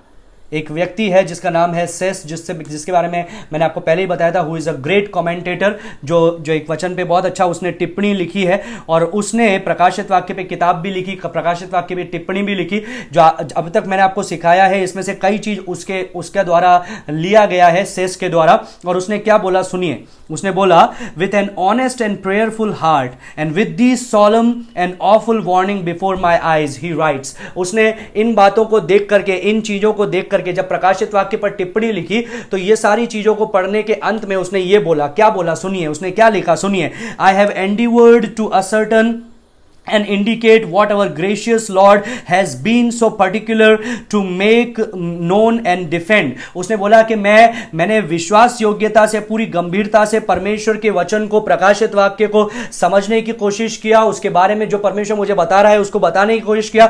If I have read anything into this book which has not been put there, or read out of it anything which has been put there, with the profoundest sorrow I would recant and willingly burn up the books। उसने कई किताबें लिखी, टिप्पणी लिखी प्रकाशित वाक्य में, और उसने बोला, प्रभु यदि मैंने यहां पर जो नहीं लिखा हुआ है उस बात को मैंने अपने टिप्पणी में यदि लिखा है, या प्रकाशित वाक्य में जो बात लिखी गई है मैंने उसको अपनी टिप्पणी में से हटा दी है, तो परमेश्वर मैं पश्चाताप करता हूं, मैं अपनी लिखी हुई सारी किताबों को जलाने के लिए तैयार हूं, जलाने के लिए तैयार हूं।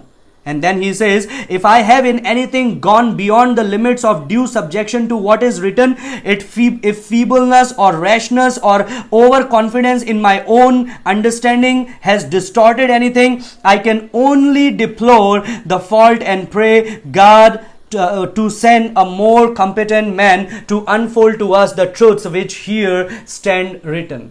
उसने बोला कि प्रभु यदि जो वचन में, प्रकाशित वाक्य में लिखा गया है, मैं उसकी सीमा को तोड़ करके कहानी किस्सों में यदि घुस गया हूं, मैं उसकी सीमा को तोड़ करके अपने ओवर कॉन्फिडेंस की वजह से, अपने रैशनेस, अपने समझ नहीं होने के कारण यदि मैंने उसके अंदर कुछ जोड़ दिया है, कुछ गलत कर दिया है, उस सत्यता के वचन में कुछ मिलावट कर दी है, तो परमेश्वर मैं प्रार्थना करता हूं कि तू मुझे क्षमा कर और एक और योग्य व्यक्ति को भेज जो इस किताब की गहराई की सच्चाइयों को हमें सिखा सके।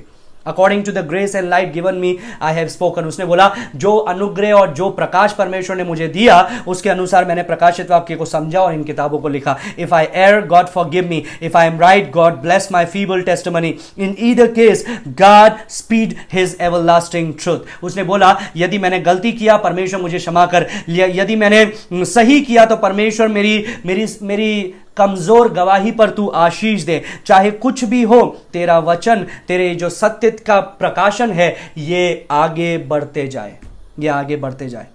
Wonderful word, wonderful word, true statement, एक सच्चा वचन परमेश्वर यहां पर बता रहा है। नाउ पॉइंट नंबर 4, चौथा बिंदु में हम लोग आते हैं, क्यों हमको उसको स्वीकार करना है, why we need to accept it. क्यों हमको उसको स्वीकार करना है? ना सिर्फ इसलिए कि जो वचन बताया गया है, जो इस वचन में वो लिखा है वो सत्य है, उसके अंदर कोई गलती नहीं है, ये कोई व्यक्ति की कहानियां नहीं है, किस्से नहीं है, ये सत्य बातें हैं, इसलिए हमको इसको स्वीकार करना है। लेकिन 20वें पद में एक और कारण लिखा है, वहां पर लिखा है, Sinners should come because of the certainty of Christ return. यहां पर क्या लिखा है सुनिए, जो इन बातों की गवाही देता है, मतलब मैं मसीह, वह यह कहता है, हां मैं शीघ्र आने वाला हूं, आमीन, हे प्रभु यीशु आ, हे प्रभु यीशु आ।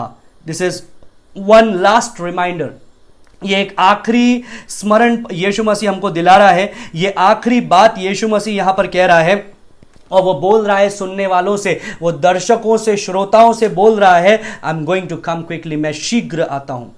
This is not, this book, whatever is written, it will exactly happen। जो भी इस प्रकाशित वाक्य की पुस्तक में लिखा है वो ठीक ठीक पूरा होगा। और यूहन्ना उसके अंदर बोलता है आमीन। आमीन का मतलब क्या होता है? इसका मतलब है जो लिखा है वैसा ही हो, वैसा ही हो। और फिर वो बोलता है, हे प्रभु यीशु शीघ्र आ, हे प्रभु यीशु आ। और मैंने आपको ये अरेमिक शब्द बताया था, और अरेमिक शब्द क्या है? Maranatha. Maranatha, it it means Lord Jesus I am ready, you come. तू शीघ्र आ का मतलब क्या है? यूहन्ना बोल रहा है, हे प्रभु मैं तैयार हूं, मैं तैयार हूं। जब आप बोलते हैं मारानाथा, हे यीशु आ, तो इसका मतलब क्या है? आप बोल रहे हैं मैं तैयार हूं। जिस प्रकार से पौलुस बताता है अपने जीवन के अंत में, आई लव हिज अपीयरिंग, मैं उसके आगमन से प्रेम करता हूं, आगमन से प्रसन्न हूं। जिस प्रकार से मैंने आपको बताया, जैसे जैसे उसका आगमन निकट होगा, वैसे वैसे जो लोग परमेश्वर के वचन को मूर्ख जानते हैं, दूसरा पत्रस 3:4 में लिखा है, वे अनर्थकारी, वे ठट्टा करने वाले लोग, वे हंसेंगे, मजाक करेंगे और ये बात बोलेंगे, तुम्हारे परमेश्वर के आगमन का जो प्रतिज्ञा थी वो कहां गई? क्या हमारे बाप दादा सो नहीं गए, मतलब मर नहीं गए, पैदा हुए मरा है, पैदा हुए मरे, और सृष्टि से ऐसा ही चलता आ रहा है। यीशु मसीह ने बोला मैं आने वाला हूं, तुम बोल रहे हो यीशु मसीह आने वाला है, कहां है वो? लोग मजाक उड़ाएंगे, लोग उसकी हंसी उड़ाएंगे, लोग ओपनली उन बात को बोलेंगे। But remember, he will come, he will come, he will come. 6 पद के अंदर, दूसरा पत्रस 3:6 के अंदर पत्रस उनको याद दिलाता है, क्या तुम नूह के समय जो बाढ़ आई थी उसको भूल गए? क्या उसको भूल गए? जहां पूरी दुनिया तबाह हो गई थी, जब नूह 100 साल तक जहाज बना रहा था, लोग उसका मजाक उड़ा रहे थे कि क्या बारिश आएगी, क्योंकि लोगों ने उस समय तक बारिश नहीं देखी थी, क्योंकि पृथ्वी से जल निकलता था, ऊपर से नहीं आता था। So they did not realise it. उनको नहीं पता था कि कैसे ऊपर से जल गिरेगा, कैसे बरसात आएगी। उनको लग रहा था कि ये तो पृथ्वी के नियमों के विरुद्ध है, क्योंकि नियम क्या है? नीचे से पानी ऊपर आता है, नीचे का जो ग्राउंड वाटर है वो ऊपर आकर के सींचता है, ऊपर से पानी नहीं गिरता है। तो ये ऊपर से पानी गिरना, ये तो पृथ्वी के नियम के खिलाफ है, ये तो साइंस के विरुद्ध में है, और वे लोग उसका मजाक उड़ा रहे थे। लेकिन जीसस का the Lord send his flood in the due time. सही समय पर, जो परमेश्वर का समय था, वो बाढ़ को, प्रलय को परमेश्वर ने भेजा। कैन यू से this amen? Lord Jesus come quickly. क्या आप कह सकते हैं आमीन? हे प्रभु यीशु आ। जब वो बोलता है मैं शीघ्र आने वाला हूं, क्या आप बोल सकते हैं आमीन? हे प्रभु यीशु शीघ्र आ। मैं कह सकता हूं, and I believe and trust you can also say that. मैं ये विश्वास करता हूं कि आप भी अभी अपने घरों पे यही कह रहे होंगे कि हां आमीन, हे प्रभु यीशु शीघ्र आ, मारानाथा। अंतिम चीज, the last and final words of the Bible, और वो क्या है? What is the reason to accept it? क्यों इस निमंत्रण को स्वीकार करना है? अंतिम कारण क्या है? Because of the grace of Christ Jesus. लिख दीजिए हिंदी इंग्लिश में, because of the grace of Christ Jesus. मसीह यीशु के अनुग्रह के कारण। This is the final benediction और the final words of the Bible. ये पवित्र शास्त्र का अंतिम शब्द है, अंतिम आशीष वचन है। और क्या वचन है? प्रभु यीशु का अनुग्रह पवित्र लोगों के साथ रहे, आमीन।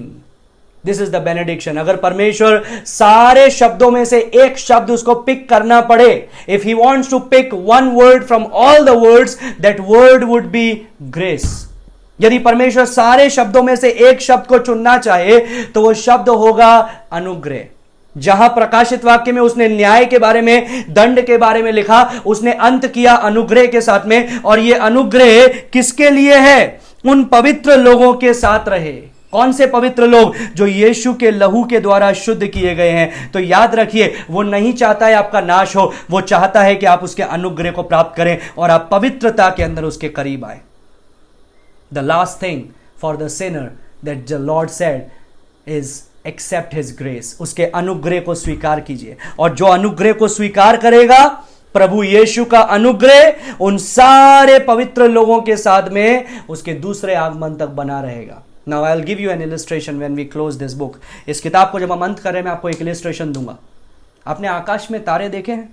जब आप तारे देखते हैं तो हमको लगता है कि ये एक बहुत बड़ा ग्लोब की जैसे है, जिसके ऊपर में, ऊपर वाला जो छोर है उसमें बहुत सारे तारों को रख दिया गया है। या किसी किसी को ऐसा लगता है कि टेलीस्कोप से जब देखते हैं तो हम तारों को देख सकते हैं, वो इधर उधर है, टिमटिमाते हुए तारों को हम लोग देखते हैं, और हम लोग एक ऐसा पिक्चर को अपने दिमाग में कल्पना कर सकते हैं कि ये दुनिया एक घर की जैसे है, और उसका जो रूफ है, उसका जो सरफेस, उसका जो रूफ है वो पेंट किया गया है। उसका रूफ का जो सतह है वो पेंट किया गया है तारों से, छोटे छोटे डॉट से, और वो है तारे। कई लोग सोच सकते हैं कि ये तारे एक ऐसे तारे हैं जो एक डब्बे में रखे गए हैं या फिर किसी शेल्फ में सजाए गए हैं। हमको ऐसा लगता है ये एकदम पास में है ना, तारे देखते हैं तो ऐसा लगता है एकदम पास में है, ये एक डब्बे में रखे गए हैं। लेकिन you know what, they are billions of light years, some of them billions of light years away from one another. वो एक दूसरे से करोड़ों करोड़ों लाइट ईयर्स दूरी पर हैं।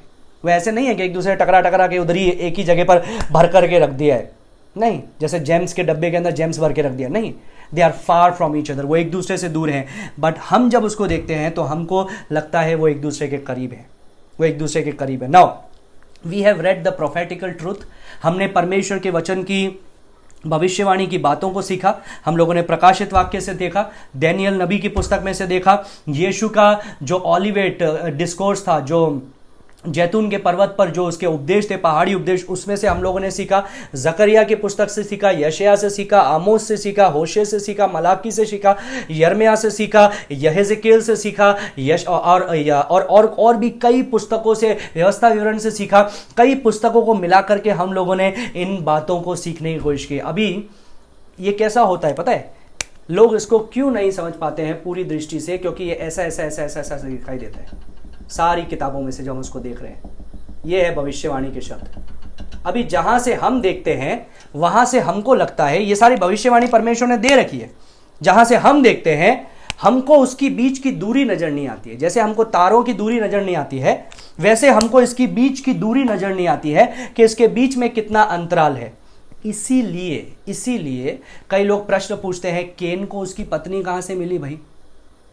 हमको पता नहीं है कितना लंबा समय गुजरा कि जब केन ने अपने भाई आबेल को मारा, क्योंकि हमको पता है आदम के और भी पुत्र पुत्रियां हुए। कई बार हमको उसका समय पता नहीं चलता है और हम लोग सोचते हैं अरे एक के बाद में एक हो रहा है, एक के बाद में एक हो रहा है, एक घंटे के अंदर हो रहा है, एक दिन के अंदर हो रहा है। नो, कितने समय तक आदम और हवा अदन की वाटिका में रहते हैं, वी डोंट नो इट, हमको वो नहीं पता है। लेकिन वो घटनाएं हैं, यीशु मसीह के आगमन भी ऐसा है, वो सारी घटनाएं। And some people try to calculate it, कई लोग इसको कैलकुलेट करने की कोशिश करते हैं कि अब यीशु मसीह का अब रैप्चर होने वाला है, उस सारी बातों को कैलकुलेट करके रखते हैं। मैं आपको बताता हूं, चाहे आप कितना ही भी कैलकुलेट करने की कोशिश करो, you may never figure the right time. आप सही समय को कभी फिगर नहीं कर पाओगे, and that is not the purpose of the Lord. परमेश्वर ने यह पुस्तक इसलिए नहीं दिया क्योंकि वो चाहता है कि हम ए टू जेड इतने दिन बाद में यीशु मसीह आने वाला है, इस घंटे में आने वाला है, इस महीने में आने वाला है, इस साल में आने वाला है, इस दिन में आने वाला है, ये कैलकुलेट करें। नहीं, उसने इसलिए दिया है ताकि हम जाने कि यीशु की महिमा क्या है, क्या होने वाला है, और उन सारी घटनाओं को समझें और उससे सीख लें और दूसरों को सिखाएं। So that is the point of this book. यही इस वचन का उद्देश्य है। यीशु मसीह का जो पहला आगमन था, लोगों ने कैलकुलेट करने का कोशिश किया कि ओ अब आएगा, अब आएगा, अब आएगा, अब आएगा।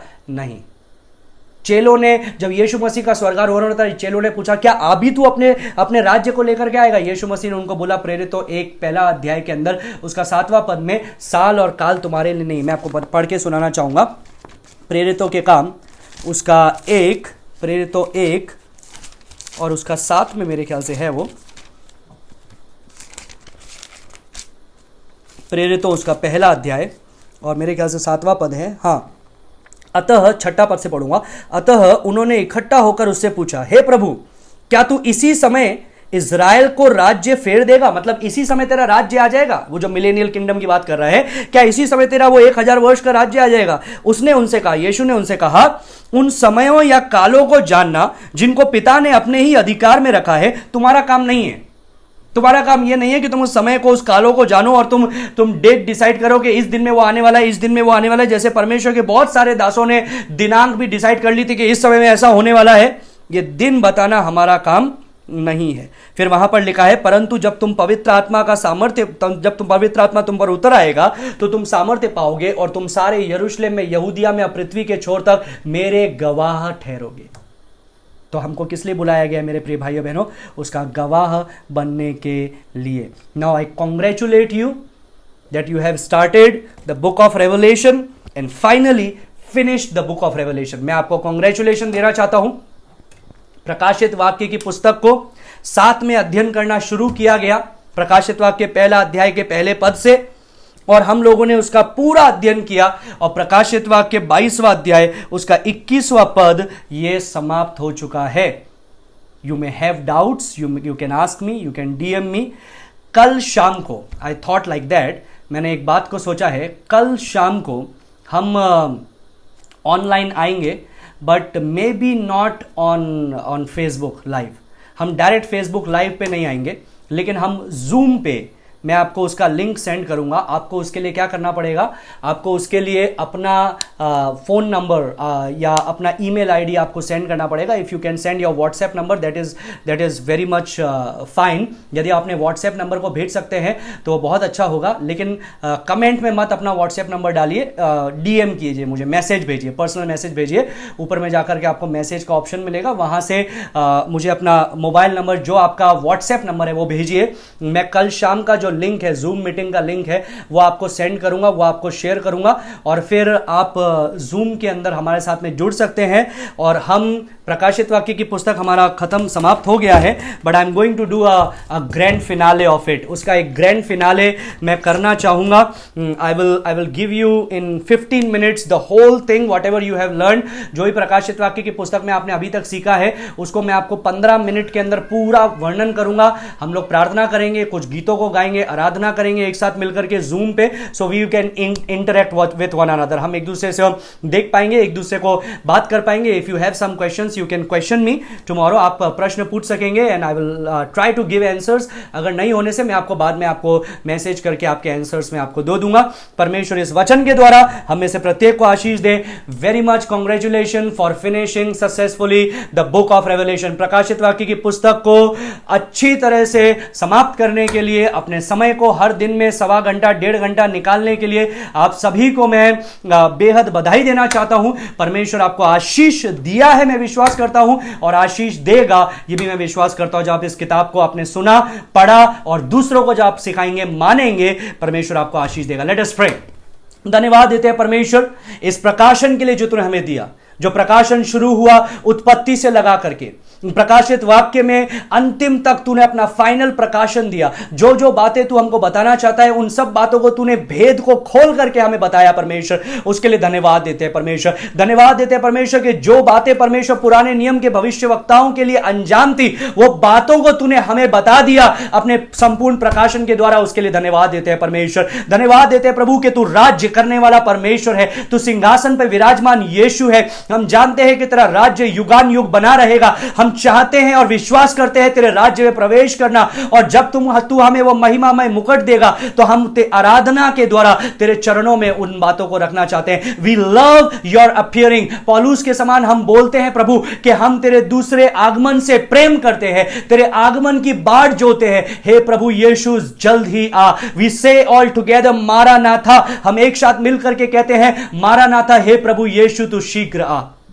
प्रभु हम तुझसे प्रार्थना करते हैं और धन्यवाद देते हैं जो बातें तूने हमको सिखाई है, होने दे प्रभु के ये हम अपने तक सीमित ना रखें, लेकिन अपने रिश्तेदारों को, अपने परिवार के लोगों को, अपने सगे संबंधियों को, अपने दोस्तों को, मित्रों को, अपने सोशल मीडियाज के द्वारा, जो भी मीडियाज के द्वारा जितना ज्यादा हो सके according to our own capacities, हमारे योग्यता के अनुसार हम इन बातों को फैलाने पाए।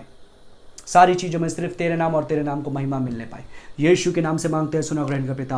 आमीन आमीन आमीन। परमेश्वर इस वचन के द्वारा आप में से प्रत्येक को आशीष दे। May God bless you. Will meet tomorrow evening for the last time. कल हम लोग प्रकाशित वाक्य का अंत करेंगे। आप सभी से मैं मिलना चाहूंगा। परमेश्वर आपको आशीष दे। Thank you very much.